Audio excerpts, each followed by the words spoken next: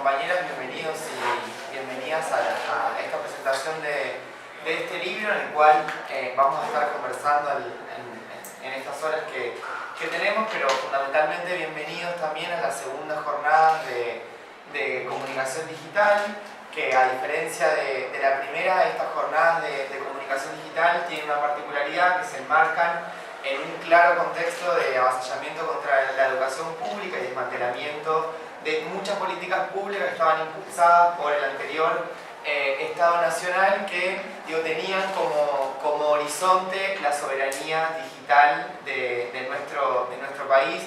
Así vemos desmantelados programas como la Argentina Conectada, el Conectar Igualdad, el propio de financiamiento del sector científico-tecnológico nacional, obviamente, todas las idas y vueltas que está teniendo ARSAT, que obviamente nosotros como estudiantes, como militantes del campo nacional y popular, celebramos este hecho histórico que fue la puesta en órbita de estos satélites como una conquista clara de lo que era el avance tecnológico de nuestro país, y que obviamente esa situación hoy se encuentra completamente vulnerada por el actual Estado Nacional. Pero también a esta jornada llegamos con la implementación, la creación de esta tecnicatura en comunicación digital, que a diferencia de la primera fue una jornada que tuvo como objetivo construir un escenario para dar algunas discusiones en torno a la necesidad de tener una tecnicatura en comunicación digital,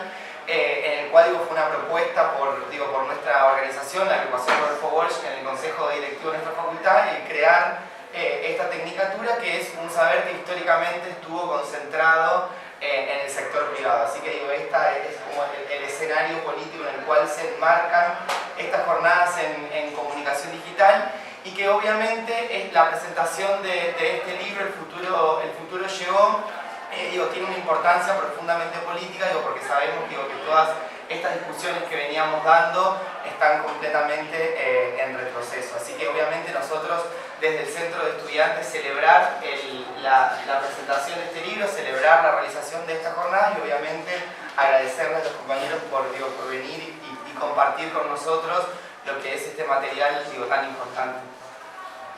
Bueno, ¿qué tal? Mi nombre es Silvina, yo soy codirectora del Centro de Investigación sobre Comunicación y Televisión de la Facultad, CEDITV. Nosotros tenemos el agrado de conocerlos anteriormente a ellos cuando era gestión de ARSAT, trabajamos conjuntamente y la verdad que fue un orgullo trabajar con ellos. Trabajamos todo lo que tenía que ver la televisión digital, ¿sí? En los últimos años en manos de ARSAT, así que ya algo nos conocemos, por eso también los pudimos invitar a este panel y hablar un poco con ustedes. Les cuento que Guillermo Ruz fue, mejor dicho, el vicedirector de ARSAT 2012-2015, durante los últimos años de la gestión de gobierno anterior. Es ingeniero electrónico, graduado de la Universidad de Buenos Aires. Actualmente dirige una revista que es la TAM Satelital, que tiene que ver todo con información sobre contenidos satelitales y tecnológica.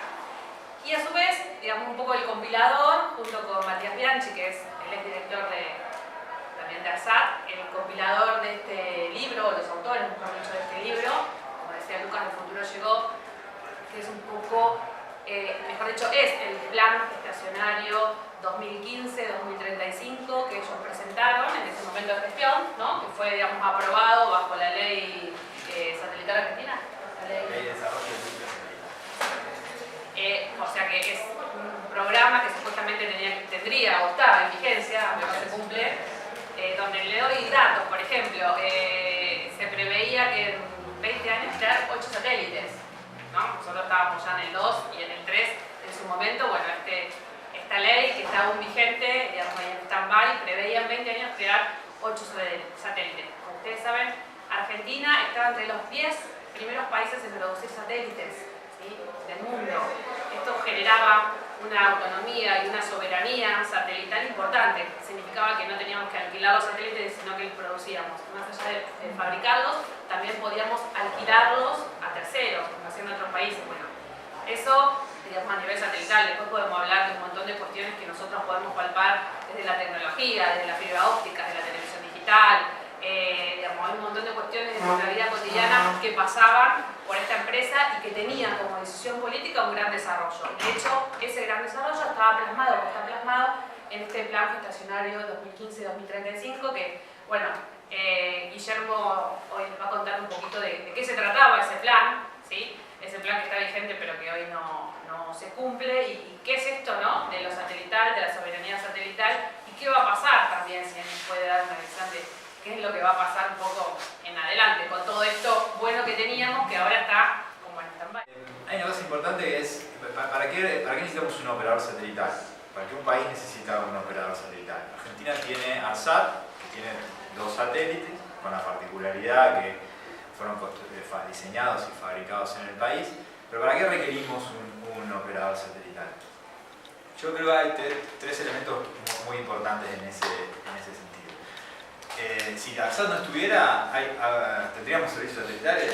Sí, hay alrededor de una decena de operadores internacionales con flotas globales que dan servicios sobre nuestro país. Los servicios para las cosas que se usan los satélites estarían garantizados. Los satélites, hago un paréntesis, en general, la mayoría lo sabe, pero se utilizan a nivel mundial muy fuertemente los satélites de comunicaciones en esta órbita geoestacionaria para televisión, para internet satelital, para conectividad de barcos, aviones, transportes. Se utilizan mucho también para distribución de video. Las señales de televisión distribuyen sus señales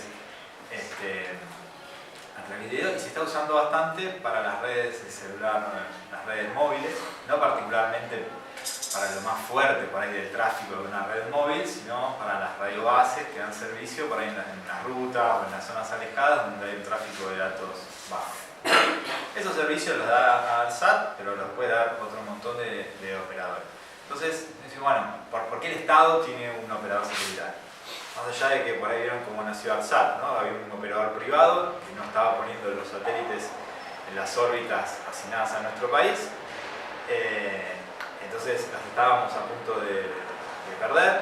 La UIT, el organismo que regula eso a nivel internacional, nos la iba a sacar como país, se la iba a dar a otro. El primero en la lista que venía era Gran Bretaña, ¿no? Y bueno, ahí el Estado decide crear ARSAT y lo hace con la particularidad de que los satélites tenían que estar fabricados en nuestro país. Pero, volviendo, ¿cuál es la importancia de tener el operador si los servicios ya están garantizados? Bueno, yo creo que hay 3 elementos. Por un lado, muchas veces está la soberanía en las telecomunicaciones. Hay una tendencia a nivel mundial de que aparezcan operadores nacionales como ARSAT. No somos un caso único. Hay un operador en Venezuela con un satélite, otro en Bolivia con un satélite.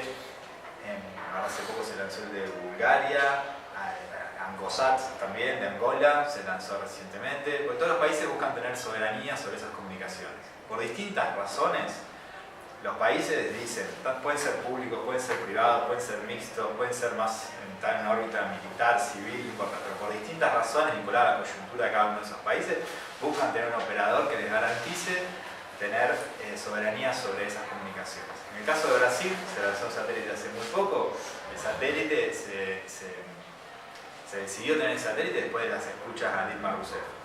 Eso desencadenó una crisis muy fuerte en Brasil y dije, bueno, esto no nos puede pasar más, ¿cómo hacemos para evitar esto? Que esté escuchando otro país al presidente, bueno, con un satélite propio, con frecuencias que sean imposibles de transmisión de señales que sean imposibles de pinchar. Entonces, bueno, se encargó el proyecto satelital, que también se usa para otras cosas, pero ese fue el motivo. En Venezuela nace el operador después del golpe del 2002, porque es un golpe que es militar mediático, tiene muy fuerte componente mediático, y una de las cosas que se hizo cuando se dio el golpe de Estado, se cortaron todas las señales, en parte se cortaron satélites que se alquilaban, las cadenas de televisión estatales y algunas privadas, para que no transmitieran. Entonces, en ese momento surge la idea de tener un operador satelital después del golpe como consecuencia de lo que pasó ahí. Esos son algunos ejemplos, hay otros, pero los países buscan tener un operador satelital por eso. A nivel mundial, ¿no? Esto no es un caso particular de estos países ni de Argentina, pero son algunos ejemplos. Después hay otro elemento, que son las políticas de inclusión. Por ahí no está directamente relacionado. Uno podría desarrollar políticas de inclusión digital a partir de satélites, alquilando capacidad sobre un satélite de un operador global. Podría pasar, se podría hacer desde el punto de vista tecnológico. Pero la realidad es que eso no pasa. En general los que tienen los países que encararon políticas muy fuertes de inclusión digital es porque tenían su propio operador. Eso por ahí está vinculado también porque al tener el operador tenés el conocimiento, tenés el empuje de que esos servicios lleguen a un montón de gente y no es lo mismo que ir a comprarle a un operador global capacidad en un satélite para desplegar eso. Entonces, tanto en el caso que les contaba antes de Bolivia, de Venezuela, hubo políticas muy fuertes de televisión abierta satelital, de despliegue de redes móviles en lugares aislados, de internet satelital en organismos, en escuelas. Entonces, en el caso de Brasil, el satélite que les decía opera en banda X, que es la frecuencia militar, justamente para que no puedan interferir o pinchar las comunicaciones, pero también tiene instrumentos para dar internet de banda ancha en todo el territorio brasileño. O sea, el satélite estuvo pensado de forma dual en ese sentido, para ese problema de escuchas, pero también para avanzar en temas de brecha digital y llevar internet de banda ancha. Y en el caso nuestro de ARSAT también, digamos, de alguna forma pasó eso. Los principales clientes de ARSAT son Telefónica, Telecom, compran un montón de capacidad para sus redes. Después hay otras empresas que dan servicios de internet satelital y otro tipo de soluciones de conectividad, empresas privadas. Pero después hay mucho uso del satélite para los dos principales proyectos que hubo en ese sentido fueron la conexión de escuelas rurales. Se conectaron sí, son 2000 escuelas rurales que no tenían internet, se les conectó internet satelital.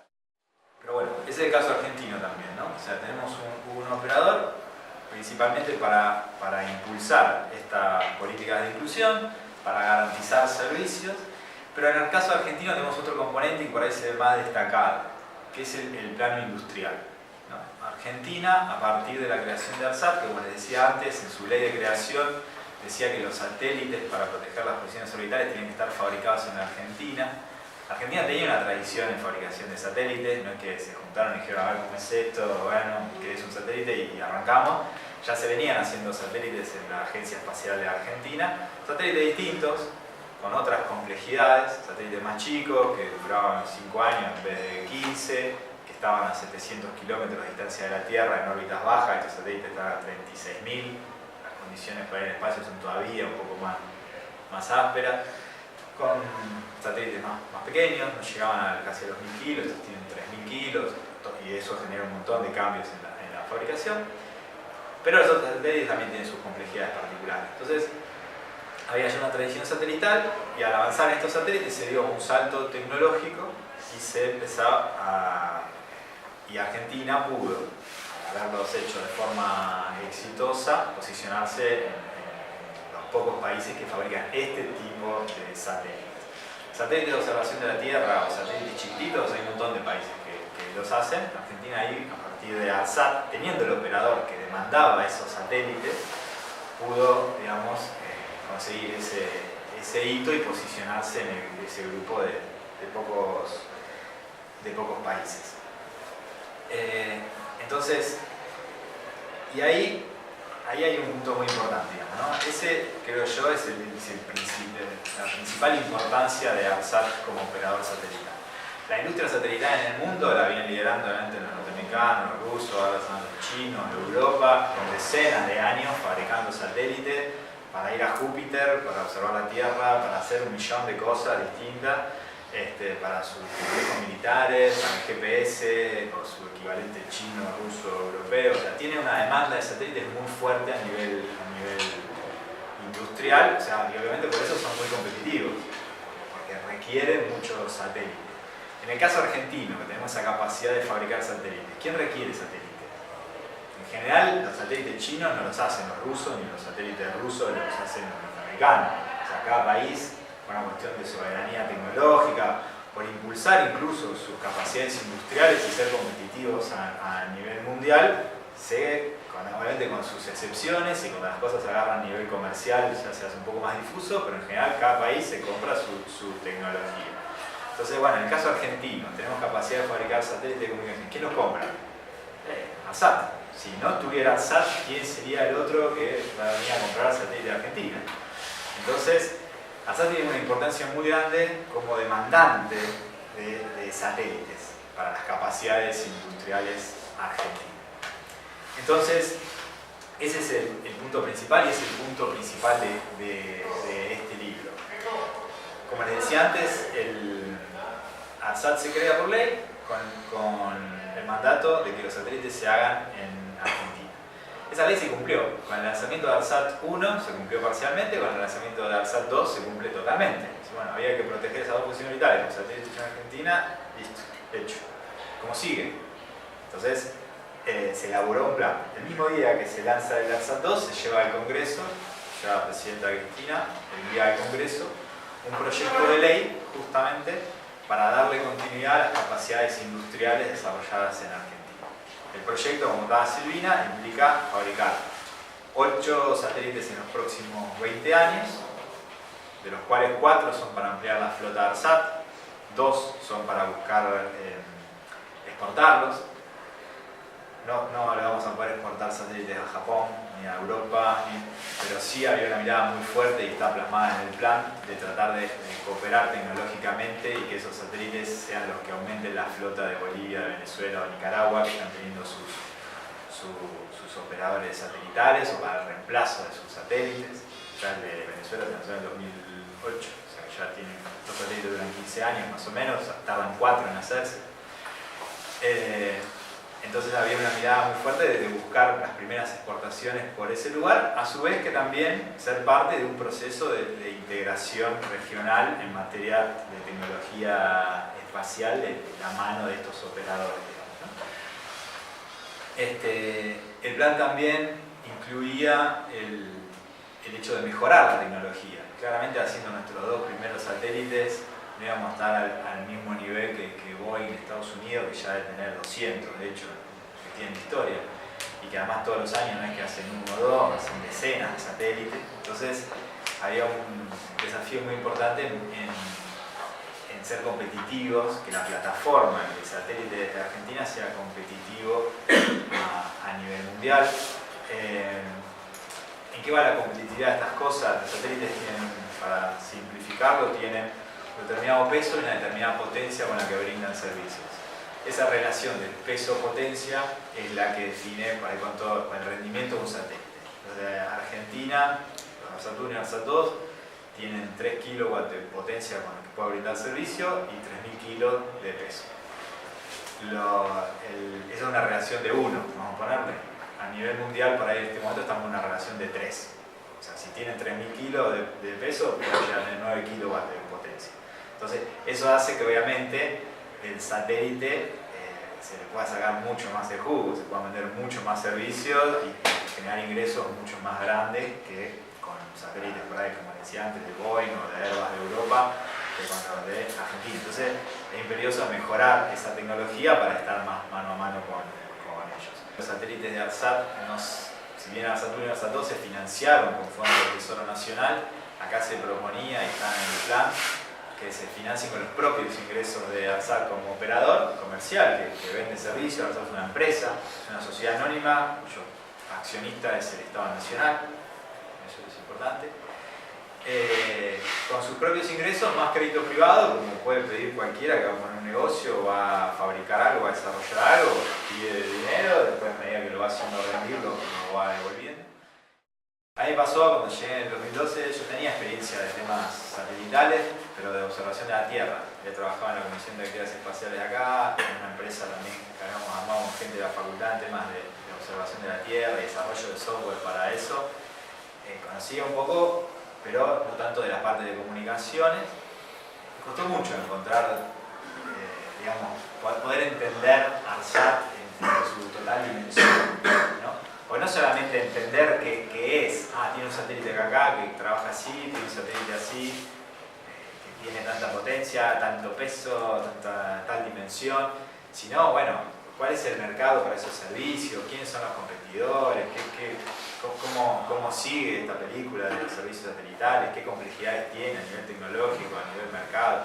Todo eso es muy difícil de entender. Entonces dijimos, bueno, cuando elaboremos el plan de todo esto, mostrémosle esto a la sociedad, plasmemos todas estas ideas, todo este conocimiento, compilémoslo para que se entienda dónde está ARSAT, qué es y dónde está Salta, qué servicios brinda, quiénes son los clientes, cuál es la tendencia tecnológica. Entonces, cuando se elaboró ese plan, se elaboró con esa idea de poder, digamos, plasmar ahí todas las cosas que teníamos en la cabeza, no solo nosotros, sino toda la ingeniería de ARSAT, gente que tiene mucha experiencia en estos temas de varios años, para poder explicarlo. ¿No? Entonces, bueno, ese plan fue aprobado por ley, fue aprobado en octubre, ¿no? de 2015. Tuvo plena vigencia 2 meses. Se había arrancado con ARSAT 3, que era el primer satélite de ese plan. De los 8 era el primer satélite, obviamente el consecutivo de la flota que teníamos. Y bueno, cambio de gobierno 2015, ARSAT 3 se suspende, se tira una serie de excusas, se busca por ahí, que tuvo mucho, importante decirlo también acá en Facultad de Periodismo, en temas de comunicación, tiraron una serie de frases medio vacías, pero contundentes, y entraron muy fuerte en la sociedad. Una de las cuestiones, el ARSAT todo estaba vacío. Mirá esta gente, qué brutos que eran, que lanzaron un satélite para hacer propaganda, y estaba vacío, no se habían preocupado en hacerle generar ingresos. Eso lo transmitieron con mucha efectividad. Eso es falso. El satélite tenía un 30% de ocupación, tenía desafíos comerciales, pero nada distinto a lo que tiene el resto de los operadores satelitales, ¿no? Pero se tiraron ese concepto así medio vacío y entró muy fuerte. También se dijo, no, el satélite no podía vender servicios en otros países porque no habían hecho los trámites. Esos trámites algunos se habían hecho, otros estaban haciendo. No hay apuro de hacerlos todos el día anterior al lanzamiento, de tener todo, hay un montón de satélites, incluso en Argentina o en el resto del mundo, ya operan y a medida que van consiguiendo clientes, consiguen las autorizaciones. Si no, tenés que pasearte por todo el mundo para conseguir las autorizaciones que después por ahí no usás. Entonces, se habló muy livianamente, con conceptos que pegaban y tuvieron cierto éxito en eso. Entonces, de alguna forma justificaban que ARSAT 3 no se avanzaba en su fabricación porque no se tenían los ingresos para financiar. Habían lanzado un satélite que estaba vacío y porque no podía comercializar sus servicios. La realidad era otra.